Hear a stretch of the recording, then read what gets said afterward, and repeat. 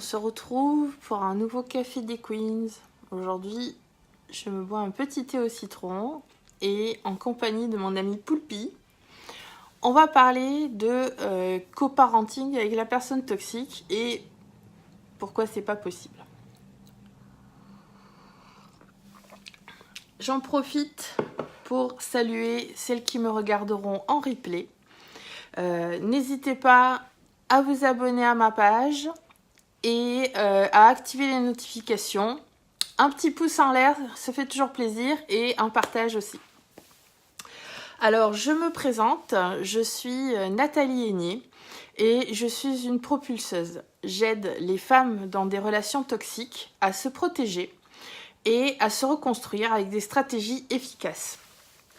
Le Café des Queens, c'est notre rendez-vous du lundi, mercredi et vendredi à 10h, où on parle de relations toxiques entre nous avec autour d'une boisson chaude. J'espère que vous avez préparé tout ce qu'il vous faut pour bien commencer. Alors, j'ai préparé mon petit papier comme d'habitude. Donc on va parler de coparenting avec la personne toxique, enfin de coparenting. Je vais d'abord vous dire ce que j'ai préparé et puis ensuite, donc si vous avez des questions, si vous avez des expériences à partager, faites-le là dans les commentaires. Ça m'intéresse, je les lirai tout à l'heure, je répondrai tout à l'heure. Hop. Donc le coparenting avec la personne toxique, cette vaste blague. Coparenter avec un toxique, on le sait toutes, ce n'est pas possible. Pourquoi ? Parce que la personne toxique ne coparente pas, elle contreparente. Son but, ce n'est pas que les choses aillent bien pour votre enfant. Son but, c'est de vous pourrir, c'est de vous faire chier, c'est d'avoir le contrôle sur votre maisonnée et donc ce que vous faites. Et ça, c'est niette, parce qu'on a déjà assez subi de contrôle, on a déjà assez subi de manipulation, on a déjà suffisamment vécu de moments chiants avec cette personne-là. On va pas s'en rajouter. Donc, puisque coparenter, c'est pas possible, que faire ? Eh bien, je vais vous en parler aujourd'hui. Donc, le contreparenting, c'est quoi ? Bien, la personne toxique profite de la situation pour être abusive avec toi, à nouveau. C'est-à-dire que malgré le fait que tu te sois échappé de ses griffes, le fait que vous ayez un enfant fait que, au moins jusqu'à la majorité de cet enfant-là, il va falloir avoir un minimum de communication. C'est pas possible de faire du no-contact. La loi dit qu'il faut avoir un minimum de communication avec l'autre parent. Donc, c'est ce qu'il faut faire parce qu'on ne veut pas être dans l'illégalité. Par contre, on le fait de manière intelligente et je vais vous en parler tout à l'heure. La personne toxique place ses envies au-dessus des besoins de son enfant. Donc ses envies, c'est faire chier, être reconnu comme la personne tellement merveilleuse qu'ils sont. Elle essaie de contrôler nos actions à travers nos enfants et elle nous espionne à travers nos enfants aussi. Et c'est une situation qui est très compliquée pour nos enfants, ça. Et enfin, elle tente de monter nos enfants contre nous en lui disant des saloperies sur nous, en essayant de lui faire penser qu'on est des mauvaises mères, qu'on ne s'occupe pas bien d'eux, qu'on a fait ci, ça ou l'autre qui est vraiment terrible et c'est pas bien.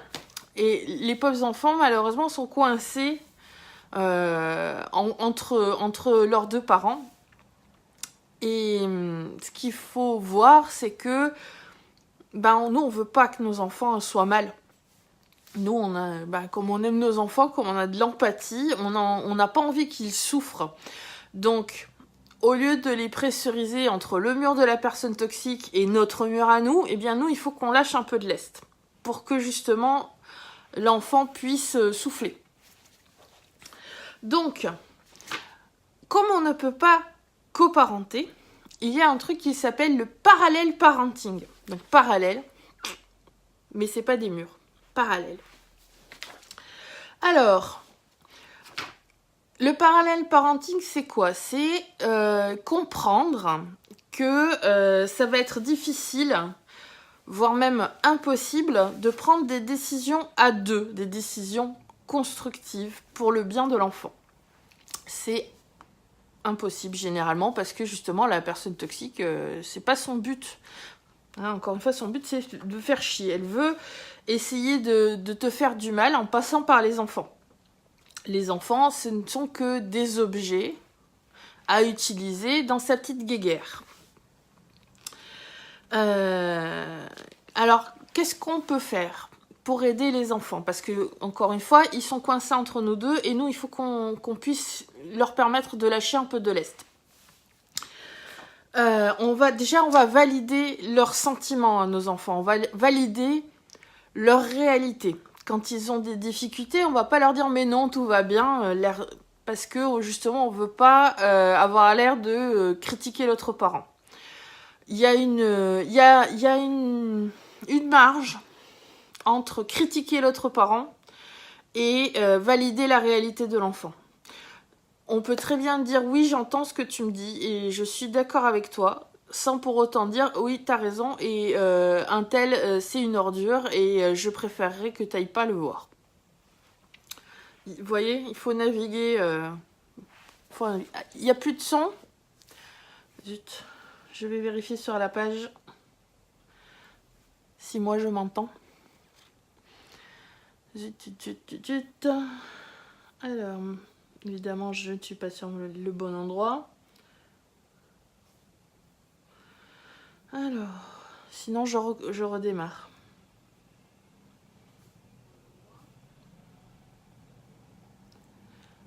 Moi je m'entends, Alexandra. Essaye de relancer la page.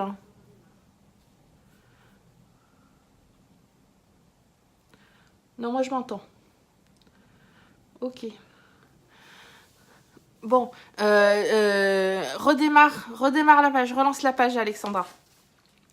Donc, valider les sentiments des enfants et leur réalité. Évidemment, ça va sans dire, mais je le dis quand même. Il faut les aimer, mais ça, c'est déjà le cas. Il faut les écouter, il faut parler avec eux, il faut... ça fait partie de tout ça parce qu'ils vont avoir besoin de parler. Sans pour autant les pressuriser à parler. Il faut être juste là, vous êtes à l'écoute, vous lancez une petite perche de temps en temps pour voir si tout va bien. Pour justement éviter de mettre trop de pression sur les enfants. Bon, alors, il faut éviter les critiques acerbes sur la personne toxique, mais en même temps, il faut s'élever contre les mensonges qu'elle peut dire. Encore une fois, là, c'est... pourtant, et alors, je sais ce que c'est, l'envie de diarrhée verbale, quand on parle de la personne toxique et l'envie de dire mais putain, mais vous voyez pas, bordel de merde, que c'est une saloperie. Mais il faut pas. Donc faut pas le faire. Même si la personne toxique le fait, nous, on est mieux qu'elle et on va pas le faire, d'accord? Donc, on ne tolère pas ces mensonges. Quand les enfants nous rapportent des mensonges, déjà on va pas aller les chercher, on va pas aller les interroger les enfants, mais si on entend les enfants dire oui, papa ou maman a dit tel truc qui est faux, eh bien on rétablit la vérité. On dit non, c'est faux parce que si, ça l'autre. C'est pas comme si on se justifiait devant la personne toxique. Là, on explique à notre enfant qu'on est en train de nous peindre comme étant une personne mauvaise et que c'est pas vrai. Donc ça, c'est important, toujours rétablir la vérité.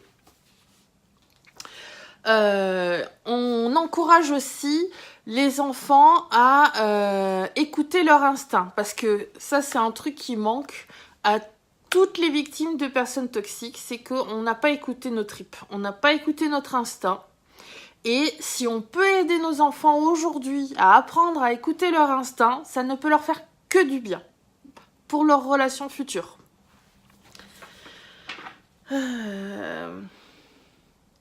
Alors, on protège les enfants aussi. Alors, le parallèle parenting, on protège les enfants aussi en ayant le moins de contact possible avec la personne toxique. Alors, on ne peut pas couper complètement le contact. Encore une fois, légalement, c'est pas bien. On risque de se faire taper sur les doigts.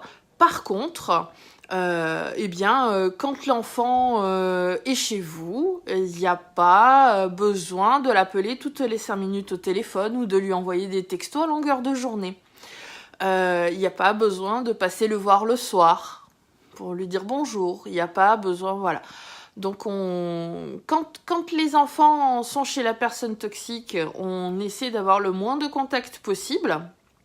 Et vice-versa, quand les enfants sont chez vous, eh bien, vous n'empêchez pas le contact, mais il faut qu'il soit réduit, il faut que ce soit raisonnable. Donc ça, c'est la technique du caillou gris. J'en ai déjà parlé dans une autre vidéo que je vous mettrai en lien un peu plus tard dans les commentaires. La technique du caillou gris, c'est justement éviter de montrer trop d'émotions, éviter voilà, pour être toute lisse, être, fade, pour que la personne toxique, elle n'ait pas vraiment d'intérêt à nous faire chier, en fait, parce qu'elle récupère pas les réactions qu'elle voudrait. Et en fait, ce qu'il faut que tu te dises, c'est que tu ne peux pas contrôler ce qui se passe chez la personne toxique. Et si tu essayes, tu te tires une balle dans le pied, parce que justement, c'est ce qu'elle veut. Elle veut que tu essayes de sauver ton enfant. Et elle va faire des trucs qu'il ne faut pas pour que tu t'en mêles. Et justement, pour pouvoir continuer à te détruire par cette occasion-là, tout en continuant à faire chier ton gosse aussi. Donc, le mieux, c'est de ronger son frein et de ne pas s'en mêler. Sauf évidemment des choses graves, hein, je veux dire, j'ai pas besoin de vous le dire. Hein. Des choses graves, ça passe par la justice. Mais si c'est juste un désaccord sur la façon de faire, tu ronges ton frein. Et puis, quand l'enfant est chez toi, tu fais ce que tu veux. Et quand l'enfant est chez l'autre parent toxique, il fait ce qu'il veut. Alors, les tactiques pour bien vivre son parallèle parenting. En tout cas, le mieux possible. On ne peut pas dire qu'on peut bien le vivre, hein, parce que ce serait tellement mieux d'être avec un autre parent avec qui on peut discuter. Hein, forcément, tous les divorces ne se passent pas mal. Tous les coparenting ne se passent pas mal. Mais là, on sait qu'on est avec une personne toxique, donc il y a certaines choses qu'il faut qu'on intègre et qu'on fasse, quoi qu'il arrive. Donc, il y a minimiser le contact, ça on en a parlé. Avoir des limites claires et structurer l'environnement de l'enfant, donc à la maison, à l'école. Voilà, si l'enfant est chez vous, il n'y a pas à lui téléphoner tous les soirs, il n'y a pas à lui envoyer des textos sans arrêt, il n'y a pas, voilà. Ça, c'est des choses que le parent toxique peut faire sur son propre temps. À l'école, si c'est vous qui avez, par exemple, la garde en semaine, ou une semaine sur deux, l'autre parent ne va pas chercher l'enfant à l'école. Le jugement, c'est important. Ayez un jugement. L'école suivra le jugement. Si le jugement dit que c'est tel parent qui vient chercher l'enfant à tel moment, c'est comme ça que ça se passera. Donc, bien structuré. Il y a un truc qui est assez important aussi, c'est il faut éviter tant que possible d'être malheureuse pour ton enfant et de le plaindre du fait qu'ils doivent aller chez le parent toxique. C'est compliqué. Il y a des fois où je me dis, de se dire que son enfant est chez une personne toxique et qu'on peut pas être là et on aurait envie de les protéger, enfin, c'est des enfants quoi, tous les parents vivent ça. Mais on est en train d'installer une mentalité de la victime. Quand on fait ça, tu installes une mentalité de la victime chez ton enfant. Et après, ton enfant il va avoir des difficultés pour avancer et se chercher des relations saines pour lui-même par la suite. Donc ça, on en reparlera une autre fois si vous voulez, mais bon, ça c'est assez important. Et de toute façon, le fait d'être malheureux pour son enfant, ça ne changera pas le fait que quand il va être chez notre parent toxique, ça va mal se passer. Donc finalement, on ne l'aide pas. Par rapport à l'autre toxique, faire son maximum pour être calme, pour être cordial, voilà. C'est-à-dire pas dans le mépris visible, mais pas non plus dans le « Ah, je suis contente de te voir ». On n'en pense pas 2 secondes. Et surtout sans émotion, c'est-à-dire que tu fais le robot un peu. Voici, je te donne ton enfant. Voici le papier que je devais te donner. Et ça s'arrête là. Si vous pouvez en plus avoir une personne qui fait tampon pour se mettre au milieu et faire les échanges des enfants et faire c'est aussi bien. Il y a plein d'entre nous qui se sont arrangés pour que la personne toxique aille chercher l'enfant à l'école directement, le jour où il y a un échange à faire. Ça, c'est une bonne solution. Ou le laisser chez les voisins, enfin une personne de confiance. Ensuite, donc on limite les contacts téléphone, texto avec la personne toxique, de l'enfant avec la personne toxique quand il est chez vous et vice-versa, sauf urgence, bien sûr. Ça a un autre intérêt, c'est que si votre enfant passe pas son temps quand il est chez la personne toxique à vous envoyer des textos pour vous dire il a fait ça ou elle a dit ça ou voilà, ça évite la triangulation. Parce que la triangulation, ça fait que vous vous retrouvez aspiré dans le drama de la personne toxique. Et ça n'amène rien de bon. Rien. Si votre enfant il a envie de vous dire ces choses-là quand il rentre, il vous les dira quand il rentre. Mais au moment où il est chez la personne toxique, ça donne trop envie d'agir et d'intervenir. Et ça, il faut pas. Il faut pas parce que de toute façon, vous n'obtiendrez pas gain de cause et c'est du pain béni pour la personne toxique. Et en limitant les contacts avec votre enfant quand il est chez la personne toxique, ça le met en position de s'affirmer. Alors, pas les petits bouts de chou évidemment, hein, les petits bouts de chou peuvent pas s'affirmer, mais quand ils approchent de l'adolescence, ça vient. Hein. Et donc, c'est une compétence utile pour gérer les personnalités difficiles à l'avenir, de s'affirmer. Et ça, à la limite, vous pouvez aussi, au jour le jour, lui apprendre à s'affirmer. Il y a plein d'occasions. Pas forcément qu'avec la personne toxique. Il y a plein d'occasions. À l'école, au parc, avec ses amis. Votre enfant peut apprendre à s'affirmer de multiples façons. Et ça, vous pouvez l'encourager chez lui. Vous pouvez lui donner des stratégies pour s'affirmer, des conseils.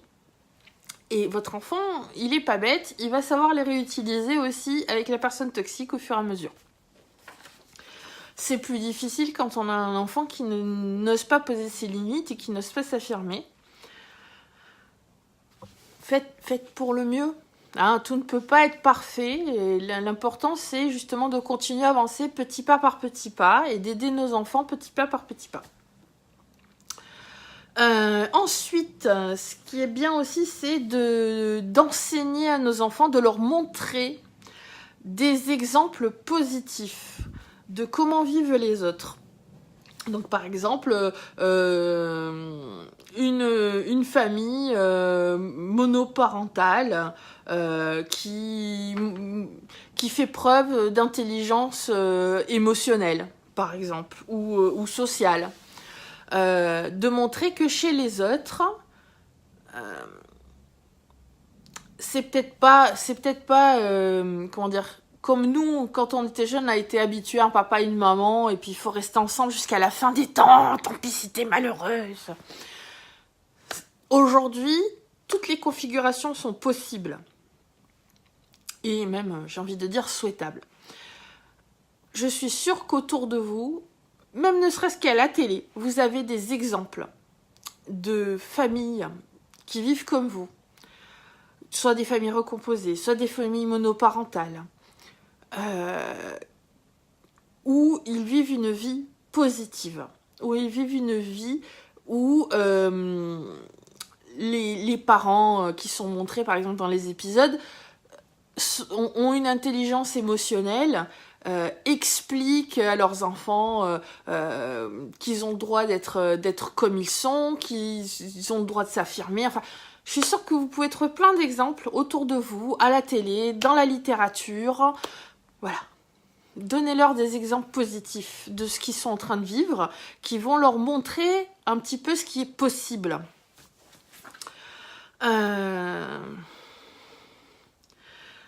Encourager les qualités de l'enfant et son indépendance.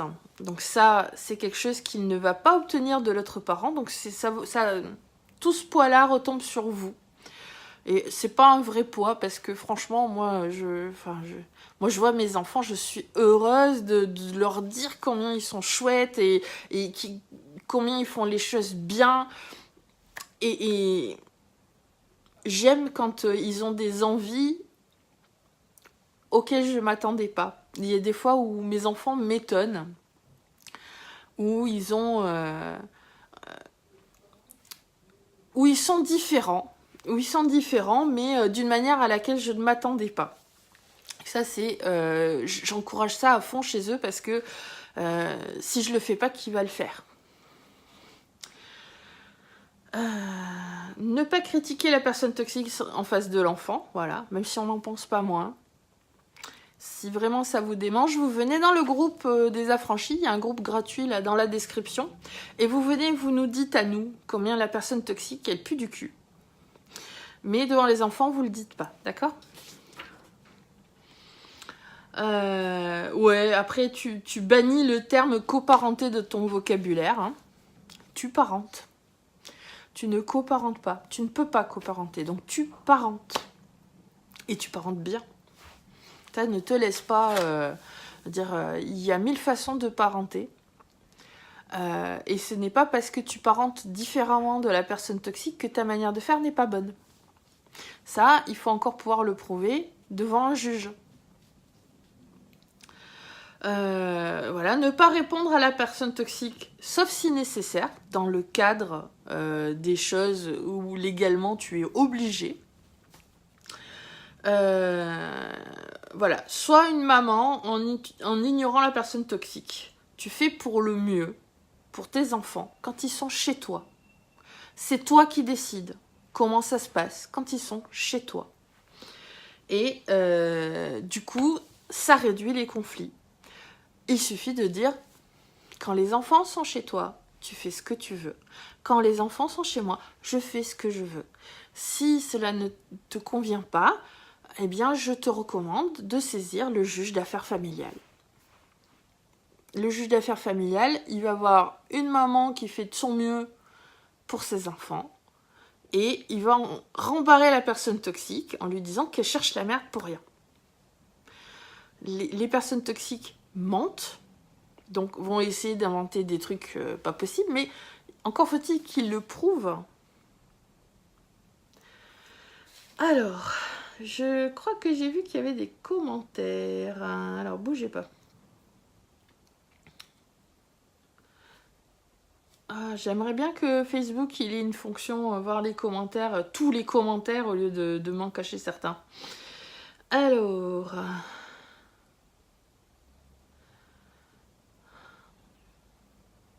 Ouh que ça m'agace. Alors, je vois qu'il y a Rosemary et Alexandra. Je vous dis bonjour. Bonjour Julie. Alors, moi, je vais essayer de le faire sur le téléphone. Alors, Alexandra dit, c'est tellement ce qu'on vit, merci. Eh ben oui, ben je sais. Après, il y a des cas pires que d'autres, malheureusement, avec des personnes qui sont hyper procédurières. Mais après, il y a pas mal de personnes toxiques qui sont beaucoup dans le blabla, mais qui sont pas après forcément dans l'action. Donc ça, si c'est votre cas, autant en profiter, quoi. Rosemary dit, ma soeur vit ça avec son fils, 3 ans on me rangeait les sangs. Oui. Et oui, et oui. Mais bon, moi je sais que c'est pareil avec des gens qui me sont proches, hein, qui ont... voilà. Il y a les enfants qui ont un parent toxique et c'est pas évident. On fait de notre mieux. Bonjour Jessie, toi aussi tu vis la même chose, eh oui. Eh oui. Alexandra dit, oui, ma fille de 4 ans est en placement à domicile, c'est l'horreur. Ah bah oui, je veux bien te croire. Ça, c'est pas évident. J'ai vu qu'il y avait eu des commentaires tout à l'heure sur un post. Donc, il y a Sandrine qui disait, bonjour, imagine les 2 enfants dont j'ai perdu la garde et dont l'aîné a subi un véritable lavage de cerveau, où ma fille vit en enfer parce qu'elle me parle, et que bientôt, il va y avoir une médiation familiale. L'enfer depuis 12 ans de divorce, mais je suis toujours debout et ça le rend encore pire. Et oui, parce que là, il a la rage du fait que tu sois encore debout, que tu tiennes le coup, parce que ce qu'il veut, c'est te détruire. Malheureusement, on ne peut pas faire les choix à la place de nos enfants. Tout ce que tu peux faire, Sandrine, c'est rester droite dans tes bottes. Continue à rester droite dans tes bottes. À dire ta vérité, la vérité, mais ta vérité comme toi tu la vois, parce qu'il y a la vérité de la personne toxique, et généralement, nous, on a la vérité avec nous, de notre côté. Donc, la personne toxique, elle a peut-être réussi à laver le cerveau de ton enfant pour l'instant, mais un jour, tu seras vengé. Un jour, cet enfant-là va voir qu'il s'est fait manipuler. Et il reviendra vers toi. Alors, c'est pas une véritable consolation, mais malheureusement, dans la vie, tout n'est pas toujours rose, avec des petites fleurs et le prince charmant qui vient sur son cheval. Mais moi, j'ai confiance. Continue à dire ta vérité, continue à raconter ton histoire, et à un moment donné, les mensonges de la personne toxique, quand on grandit, on les voit plus clairement. Parce que quand les enfants sont jeunes, c'est pas toujours évident de discerner ce qui est vrai de ce qui est faux. On est encore un petit peu sous l'emprise, hein, même quand on a, je sais pas moi, 16-17 ans, on peut être encore sous l'emprise de la personne toxique, elle peut nous faire douter. C'est c'est compliqué, faut pas en vouloir à tes enfants, les pauvres, c'est eux qui sont manipulés. Tout ce que tu peux faire, c'est être toujours prête à les accueillir. Une maman, quoi. Une maman, prête à les accueillir. Alors, quand je dis ça, je pense pas aux mères toxiques, hein, parce que je sais que ça doit être le cas d'une partie d'entre vous, hein, qui avaient des parents toxiques. Quand je dis une maman, vous devez sauter au plafond. Non, une maman normale. Une maman normale qui aime ses enfants. Sophie dit, c'est hyper compliqué, ma fille a vomi en arrivant chez lui et il m'a menacé de l'emmener aux urgences. Je suis une menteuse, etc. C'est horrible, j'aimerais, donc coparenté j'imagine, mais je ne peux pas communiquer avec un homme comme lui. Il ne cherche que des histoires pour me traîner en justice. Alors, Sophie,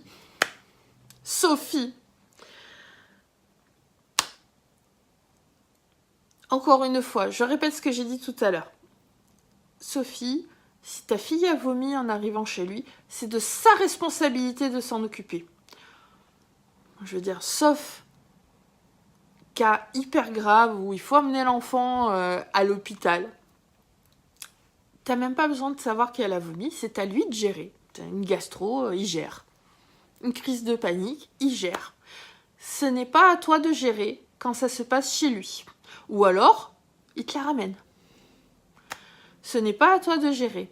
Donc, en te disant ça, il sait que tu vas vouloir intervenir, il sait que tu vas vouloir gérer parce que tu sais que lui ne le fera pas. Et du coup, tu te retrouves aspiré dans le drama, aspiré dans la toxicité de la situation, tu es triangulé. Moi, je te recommande le moins de contact possible. Il te dit, elle a vomi. Ben, tu lui dis, d'accord, ben, je te laisse gérer. Parce que c'est son rôle de parent, de gérer quand son enfant est chez lui. Il te menace de l'amener aux urgences. D'accord, si tu penses que c'est nécessaire. Pas plus. Un texto. D'accord, si tu penses que c'est nécessaire, tiens-moi au courant. Et là, si c'est pas une urgence, il va pas l'amener aux urgences. Ou alors il va se faire engueuler aux urgences. On s'en fout. C'est son problème. Si ta fille va vraiment pas bien, il va l'amener aux urgences. Il ne va pas la laisser mourir dans un coin. Parce que ça irait contre son narratif du parent parfait, qui fait tout comme il faut. Voilà, donc... et effectivement, tout le monde, je pense, aimerait pouvoir coparenter avec la personne toxique, mais c'est pas possible, on le sait. Donc, eh bien, toi, tu fais de ton maximum quand ton enfant est chez toi. Tu fais tout ce qu'il faut. Naturellement, de toute façon, j'ai pas besoin de vous le dire, je sais que vous faites tout ce qu'il faut. Faites ce qu'il y a à faire. Quand votre enfant est chez le parent toxique, bah, c'est au parent toxique de gérer. Et toi, tu ne peux rien faire, tu ne peux pas intervenir. Si tu interviens, déjà, tu ne résoudras rien. Et la personne toxique va t'aspirer dans son drama, dans sa triangulation. Ça ne servira en rien à ton enfant.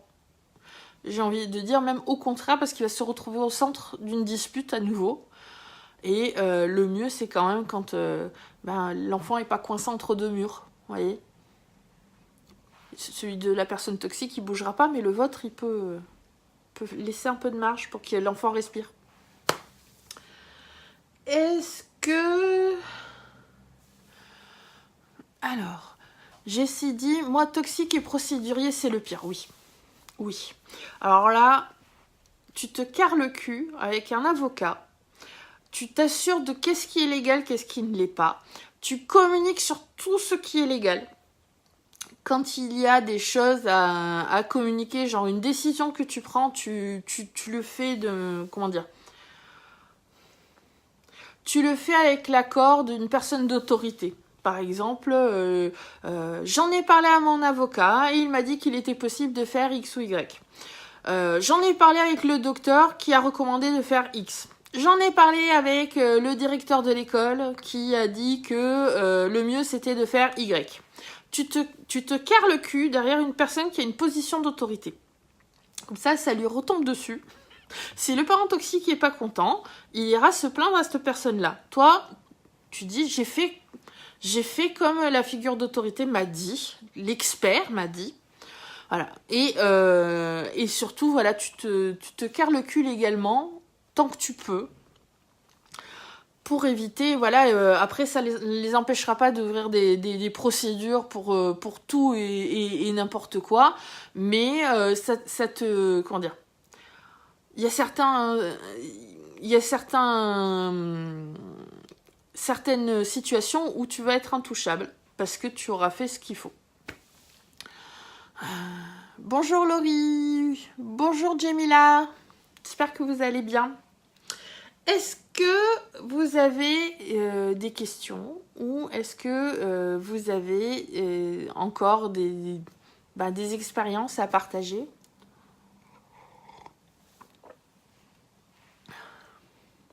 Si jamais vous avez besoin d'aide si jamais vous avez besoin d'aide pour justement apprendre à ne plus coparenter avec la personne toxique, mais à faire du parallèle parenting, comme on en a parlé dans la vidéo, je peux vous y aider dans le cadre de mon accompagnement Wonder, dont le lien est dans la description, je crois que c'est là-haut ou là, vous allez trouver. De toute façon, c'est relationstoxique.fr/wonder. Dans cet accompagnement, je fais des consultations avec vous dans un groupe Facebook, mais aussi par visioconférence plusieurs fois par mois. Et on aborde les sujets qui peuvent vous poser problème à la personne toxique. Donc ça peut être le coparenting, mais ça peut être plein d'autres choses, plein d'autres sujets que... voilà, en relation avec les relations toxiques. Et je profiterai justement de l'expérience que j'ai à aider les personnes dans des relations toxiques pour vous trouver des stratégies efficaces pour que vous puissiez justement gérer tout ça au mieux et le plus sereinement possible. Donc n'hésitez pas, je vous y attends. Je regarde s'il y a encore un commentaire ou pas.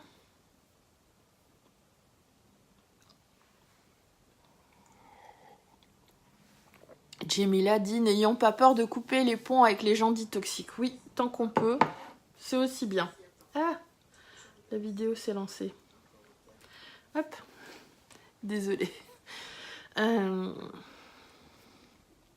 En effet, quand il s'agit de coparentalité, c'est assez compliqué, oui. Oui, j'ai aidé plusieurs personnes qui avaient des soucis comme ça, parce qu'on ne peut pas coparenter avec une personne toxique. Donc j'ai une bonne vision de ce qui peut se passer quand il y a une personne qui est procédurière en face, quand il y a une personne qui cherche la merde, qui veut contrôler, qui veut manipuler, qui veut faire chier en fait. Voilà. Donc ça, je vous crois que c'est pas facile. Jemila dit ne plus rentrer dans l'affect avec ces personnes, là, se contenter de réservations très pragmatiques, oui. Désolée, ça a sonné, les chiens aboient. Bon, écoutez, je vous rappelle les dates des prochains Cafés des Queens. C'est tous les lundis, les mercredis et les vendredis à 10h, sauf peut-être la semaine prochaine où je ferai une pause pour les vacances. N'hésitez pas, il y a un event Facebook pour savoir les dates, comme ça Facebook qui vous envoie une petite notification sympa pour vous dire « Ah, il va y avoir un Café des Queens aujourd'hui !» Voilà, donc pensez à vous inscrire à cet event. Et si vous avez aimé, si ça vous a aidé, si vous pensez que ça peut aider quelqu'un d'autre, un petit j'aime, un petit partage, ça me ferait plaisir. Et ça me ferait aussi, ça me donnerait aussi la possibilité d'aider encore plus de monde. Donc je serais ravie. Je vous embrasse. Je vous souhaite une magnifique journée. Continuez à tout poutrer. Continuez à faire de la parentalité en parallèle et pas en coparenting ou en contre-parenting. Et voilà, continuez. Je sais que vous êtes courageuse et déterminée. Vous allez y arriver. Je vous embrasse. Bye.